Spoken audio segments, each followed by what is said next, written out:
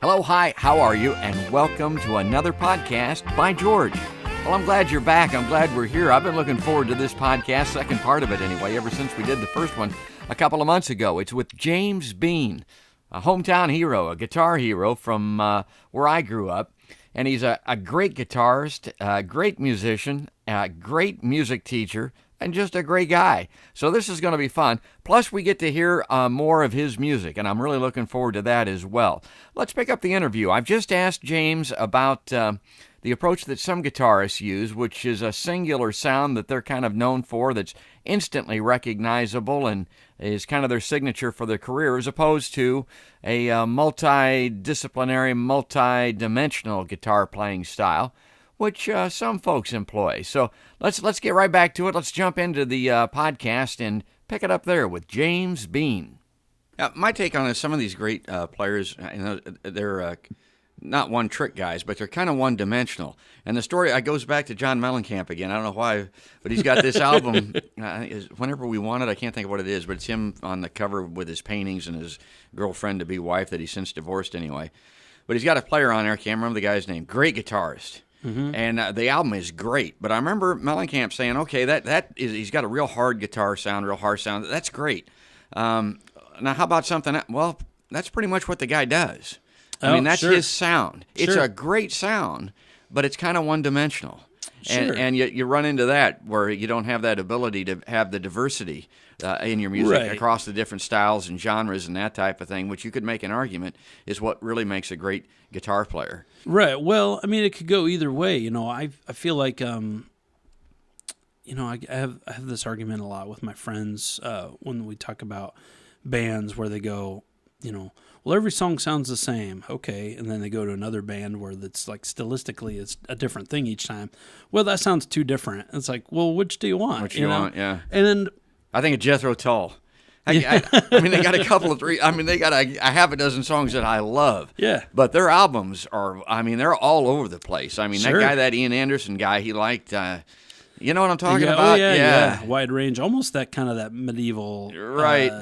Or whatever you want to call it. And a lot of that stuff I don't care for at all. I got to tell you. No. Yeah. I mean, I think if you're British, that helps, because you're kind of like probably a direct descendant of a lot of that. Yeah. But, it's like a trumpet player or a saxophone player. You can't change your style all that much. And when you think of, to me, a guitar player like Eric Johnson, if you know him, or even Derek Trucks, where it's not terribly diverse, but what they have is their voice, and so it's a fine line, and I do think that if you go wanting a certain sound, like Bob Pace has a certain sound and it's tremendous, then go check that out, and he's kind of known for having that sound, or having you go see him, you expect something and he delivers every time. But the people that are a little more diverse, that's probably the people who will end up more being not known so much for their name, but known for either being a session musician or somebody who goes on the road as a sideman or side woman, backing up whoever it may be. Before we run out of time, I want to ask you about one of my favorite bands, and I've got a podcast with them coming up very shortly. Big Head Todd and the Monsters. You opened for those guys. A couple summers ago. Yep. Tell me something about that. Oh, I mean, you go back to the Mackenzies that we were talking about earlier, and we covered at least half of that Sister Sweetly album. Isn't that a great album? Yeah. David Z produced that up in Minneapolis for him. Yeah, totally. And so that's another example of a band. And the album after that, Stratagem. Yes. Yeah. I know that doesn't get as much love as Sister Sweetly does, but it's every bit as good. Switchblade Cuts the Head of Hope. Those songs are, is it Neckbreaker? Yeah, that's on there too. Yeah. Kensington Line. Yes, Kensington Line's a great song. Yeah, they're just loaded with them. So good. Yeah, it's a jewel. Yeah. And so that's an example of, in the early to mid 90s, they were considered a jam band. Yeah. Because they were on what they called the Horde Festival tour. And they really were never a jam band in the traditional sense. They do not play 20-minute songs. Not the sprawling. No, Todd's got a lot of songs, and you go see one of their shows, you're gonna hear a lot of tunes. See a lot, and there it is, and they're the songs. Right. You know, it's that thing of like, once again, the jam doesn't matter if the song's not good. Yeah. You know, I truly believe that. That's been also, you know, one of my favorite all-time bands, the Black Crowes, as well. Same thing. You got good songs, and you go see them, and they'll play the songs, but there'll be the improvisation in the middle. Yeah. You know, and so I like him. Todd's guitar is so creative. Good. He really and there's no formula in that music. No. Of his, yeah. Well, and I think he's somebody who, you know, Neil Young had a quote said, you know, sometimes you can't write the song you want. You just got to take the song that's coming, you know. And I think with that's great. And I think with Todd, well, and that also explains Neil's. Sometimes it's an acoustic thing, you know. Sometimes it's Heart of Gold, and sometimes it's Rockin' in the Free World. He drove record companies crazy because of that. Because it was just what was coming, and that's what they got. And a lot of times it wasn't what they wanted. Well, he got sued by Geffen Records, and he said that was better than a Grammy. Yeah, that's right. But with Todd, I think he follows that same aesthetic where he does so many different kinds of songs that his guitar playing follows the song. Yeah, you know what I mean? Sure. Like he doesn't try to cram a certain thing. You know, when I first got into him, it was I could certainly hear there's a period where if I was listening to somebody that wasn't Stevie Ray, I was listening to somebody who I could tell had listened to Stevie Ray. Yeah. And I feel like I'm with you. I feel like he was one of those. Still breaks my heart, man. You know. Yeah. Well, it's but to see, you know, he's gone, but to see all these players, like I feel like the lead guitarist in Pearl Jam was one of those guys who had just studied Stevie obsessively like I did, and John Mayer even to this day. Well, here's what I'll say about Stevie. He's the only guy that I would listen to Hendrix stuff from other than Hendrix. It's like, why do I want to hear anybody play Hendrix stuff but Hendrix? Right. But Stevie, hell yeah. You got to have the fire if you're going to do it. And he did it. But with Todd, you know, it's that kind of thing. Like he could do the Stevie style, that kind of like hard hitting blues stuff, but he could also do like Broken Hearted Savior and those kinds of things, and have these really beautiful songs. A lot of people wanted him to be the next Stevie Ray, be the next big guitar slinger, but he's all about the songs.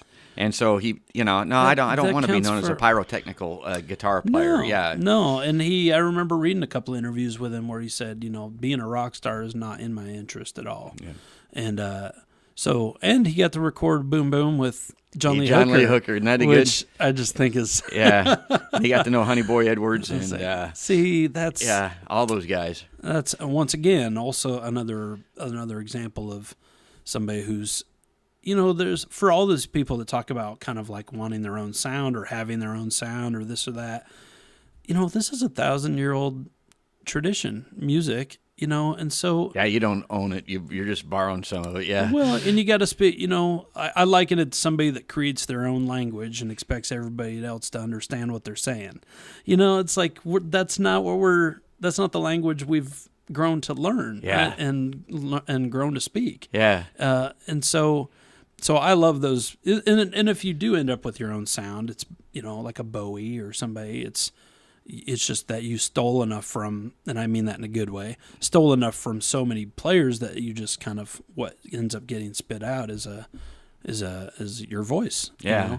But as far as Todd goes, I mean, we opened for him, and he couldn't have been nicer. He was real complimentary about my guitar sound. Real complimentary about the band.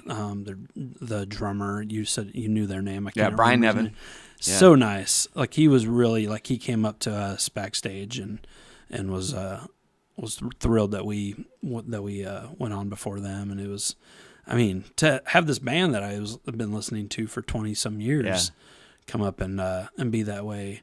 In a similar way, John Popper was like that. We opened for Blues Traveler about 4 or 5 years ago. Same thing. You couldn't ask for a nicer group of players. That's fantastic. So. Well, let's pause the interview momentarily here and interject Some more of James Biehne's great music. This is one of his more popular songs. I've seen it performed live. It's got a great groove, and again, it kind of shows you the diversity that the man has, the ability that he has to change things up with his guitar sound and his singing. This is a really great tune. This is called Maya.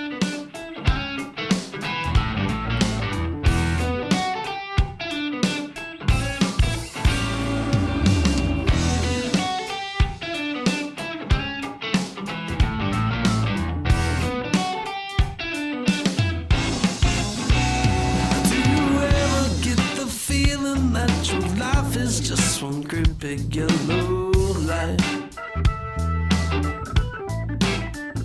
You're just trying to reach your final destination, but there is no end in sight. It's what stop is to go, it's what ebb is to flow. Though you may feel like you might drown. Oh, I'm here to tell you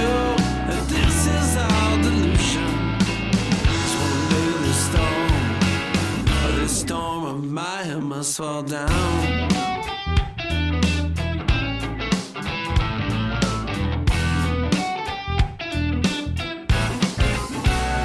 Have you ever had the notion that your life is just one great big tug of war?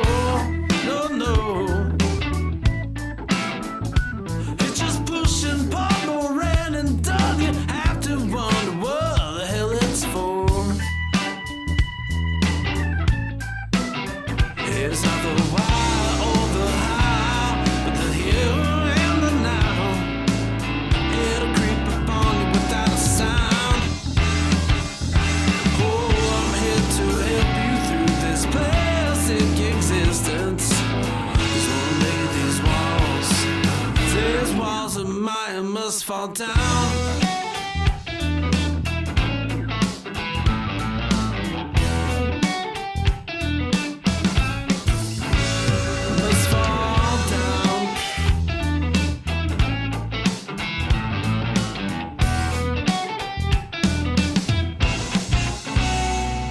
Well, that's you as a player, you as a learner, you as a guitarist.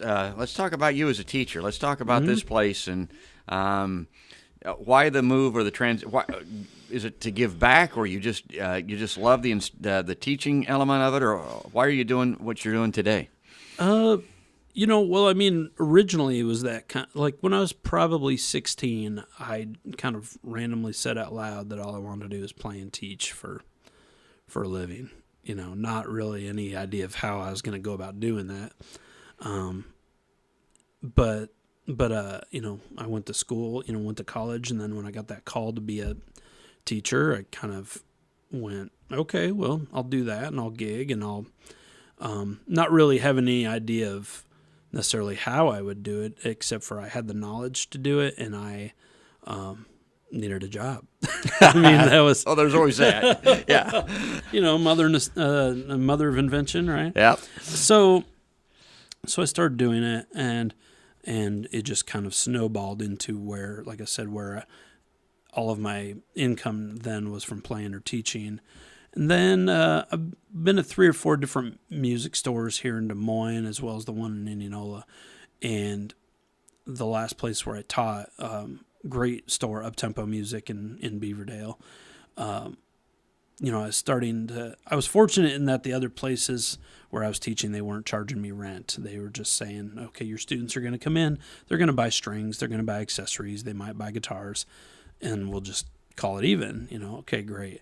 And then when the last music store started saying, okay, we need to start charging you, a couple bucks a lesson on top of, the money we're taking from the students. And, and I kind of went, well, if I'm going to pay rent to somebody, I kind of want, because I'd started to develop ideas. Like I wanted to start even the movie School of Rock hadn't come out yet, but I had started to develop ideas insofar as, I just felt like I was getting these students, I just found the drummer in school and I found the bass player in school, and these students that I was starting to get, were kind of not really trying to actively seek out other people to play with. They were kind of fine just to be on a video game or just practice in their room. And well, musicians, a lot of them are kind of shy anyway. I mean, they're not good at reaching out and networking and things like that. Yeah, I mean, well, I think a lot of musicians, that's a whole other podcast. But so in my head I went, okay, well, if I can get a drum student together with a guitar student together with whoever and get them to just make noise in a room, regardless of how good or bad or whatever it was, then, at least we could get the ball rolling that way. And so I started doing that there, but the room was kind of small, and there were a lot of things where I started to have my own ideas to how I could really get things moving. So I started Central Iowa Music Lab in 2009, April Fool's Day, and the space we're in now is 3 times bigger than the space we were in, which is just next door. It's just on the opposite corner of this building. We're kind of by just off the 42nd Street exit. And, we started there and things were great. And then we started getting to the point where we were running out of space, and this spot opened up. And so we moved in, built some rooms, and that was probably about 6 years ago. Because we were in that old space for about 3 years, and we're almost 10 years old now. Yeah. So, what's your angle? What's your niche? There's a lot of guys giving guitar lessons. You can this, I'm sure. You can get a guitar instructor on Amazon. Oh yeah. You can. It's weird. I didn't. Yeah, you can. Well, Amazon Prime, you can get a guitar instructor. Yeah. It's the damnedest thing. Yeah.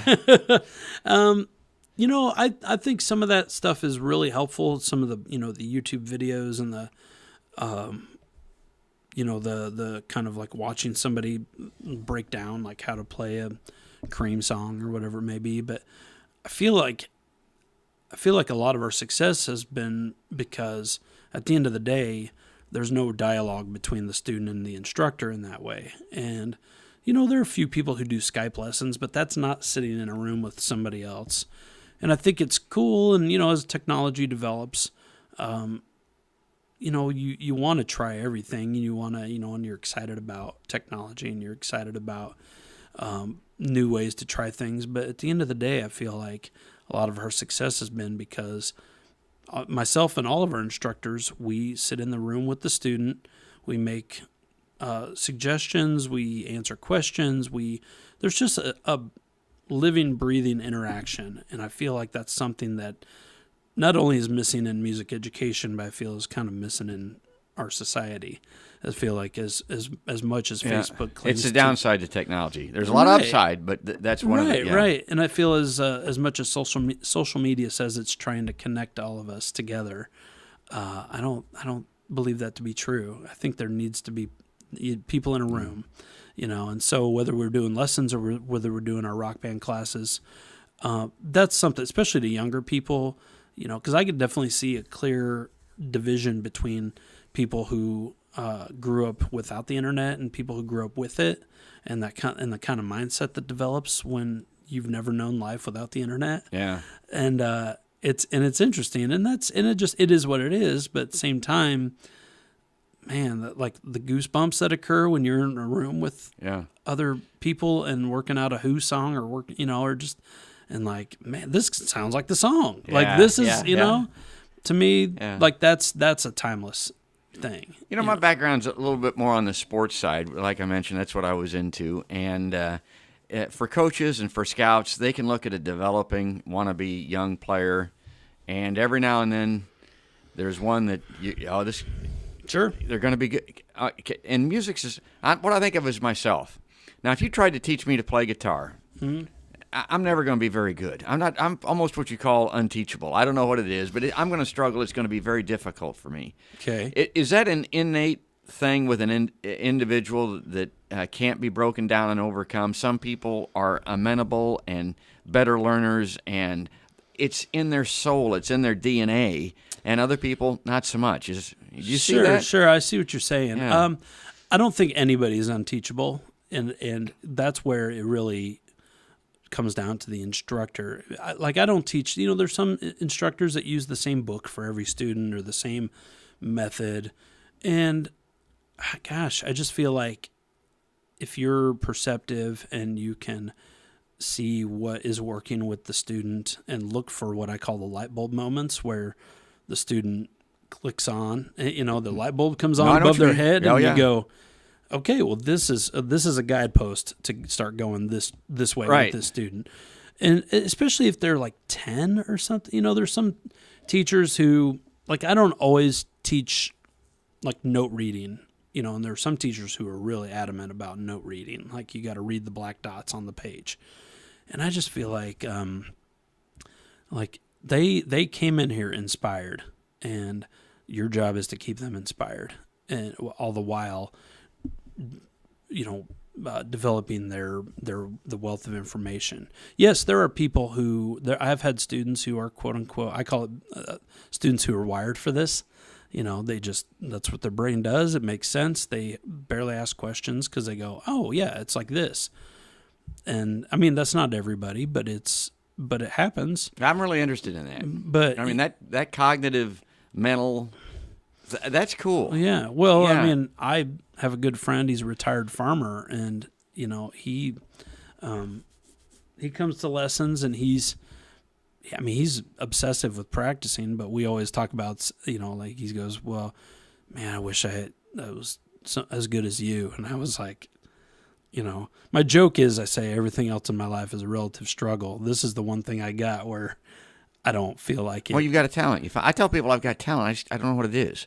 I can't find it. You found it. I'm still looking.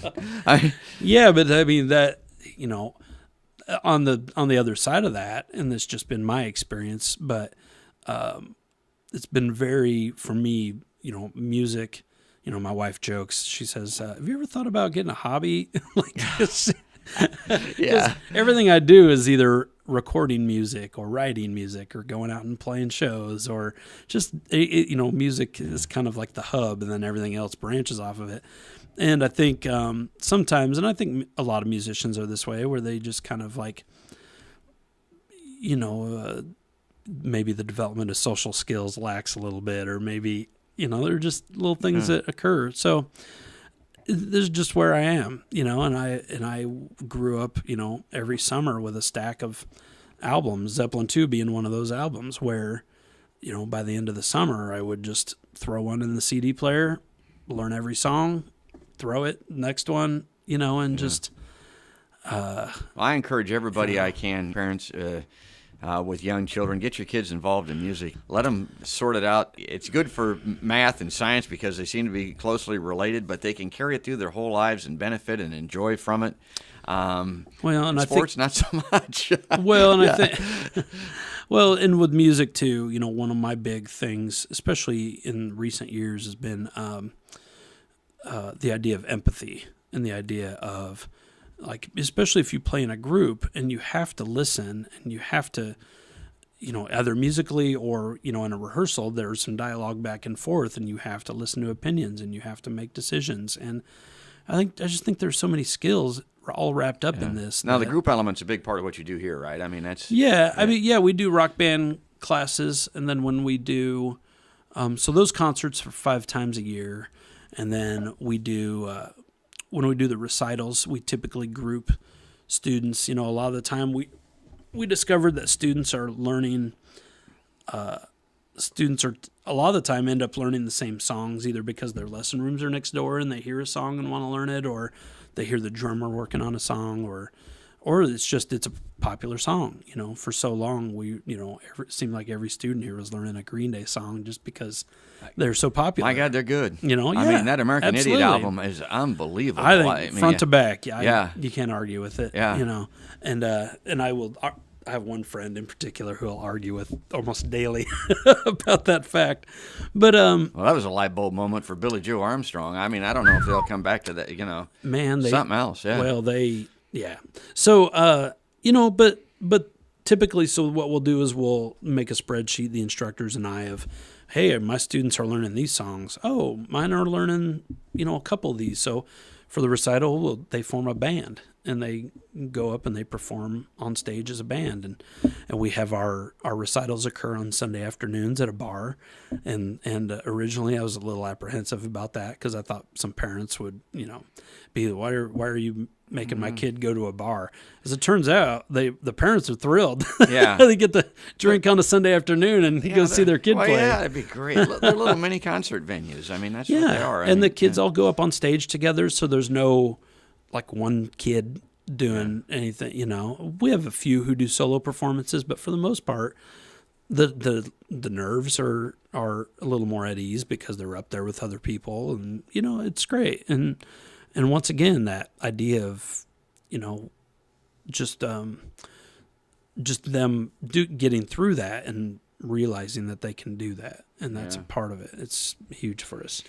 Well, I wish I'd have done it. My parents wanted me to take up trumpet, and I tried a little bit in school, and I never followed through on it. But and I love guitar, and if I'd learned something about music or how to, Todd Parkmore, saxophone player. Oh, right, in high school, right, that's And another band that I like real well, I don't know if you're that familiar with them, but Black Rebel Motorcycle Club. Yeah, absolutely. Both those guys played trombone. No kidding. Yeah, they were trombonists. As a matter of fact, they'll even bust one out once in a while. That's a great. There was an album. There's Howl. Yes. Yeah. Is that any good? Man, it's so good. Yeah. Yeah. I get a lot of people started that way. It's kind of now you got to, and I tell people that's not like the bulk of the rest of their work is not like that. They got into that genre, and man, they hit it out of the park. Yeah, they can really do that. I love those guys. So well, and even David Gilmour from Pink Floyd, he later in life started saxophone lessons. Yeah, like he decided after sometime in the mid-90s, he hired a teacher, and the teacher came into his house, and they did. I love saxophone. I think I started back in that era listening to David Sanborn, and he guested on all of those rock albums. And he had that show too. I think he had a show. I think that's right. Like on Friday nights or something like that. Great stuff. Well, good. And we spent a lot of time here. This is going to be one of my longer podcasts, but when you combine, talking about yourself, talking about the business, and then talking about all these great musicians that we have a mutual affection for, it takes some time. So it does. Well, maybe there'll be a part 2 sometime. Yeah. Well, I tell everybody that I want to circle back and come back to this. So before we go any further, let's pick up another James Biehn song, because that's one of the best parts about this podcast. And the subtitle of the show is News, Blues, and Interviews. So let's pick up some blues before we get out of here. This is called Shake Them Blues. This is a real tastefully done little blues song. It's great, and James is singing through what back in the day we used to call this a phone filter to make it sound like a telephone, but in today's digital world and cell phones, it probably doesn't sound like today's telephone, but it's a cool sound nonetheless. This is called Shake Them Blues.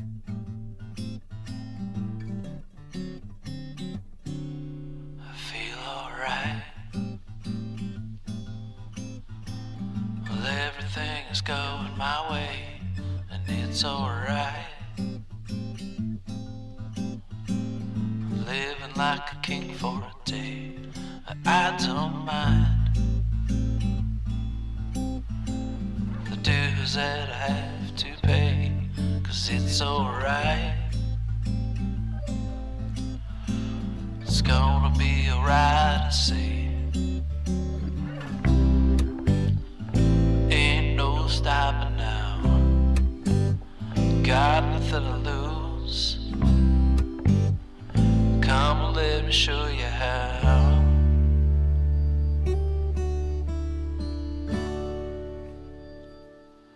To shake them blues.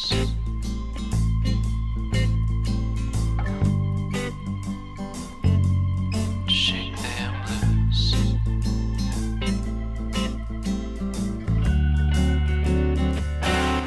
I feel alright. Everything's going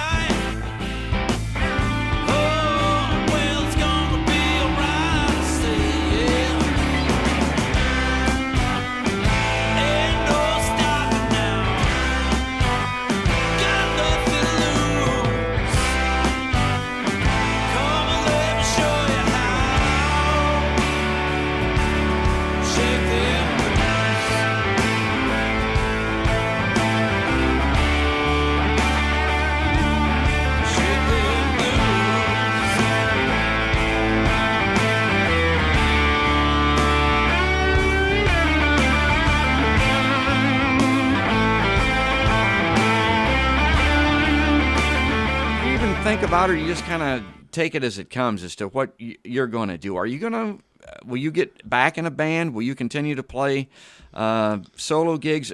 Are you always going to have a shop where you teach, or what's the chart for you? Well, course?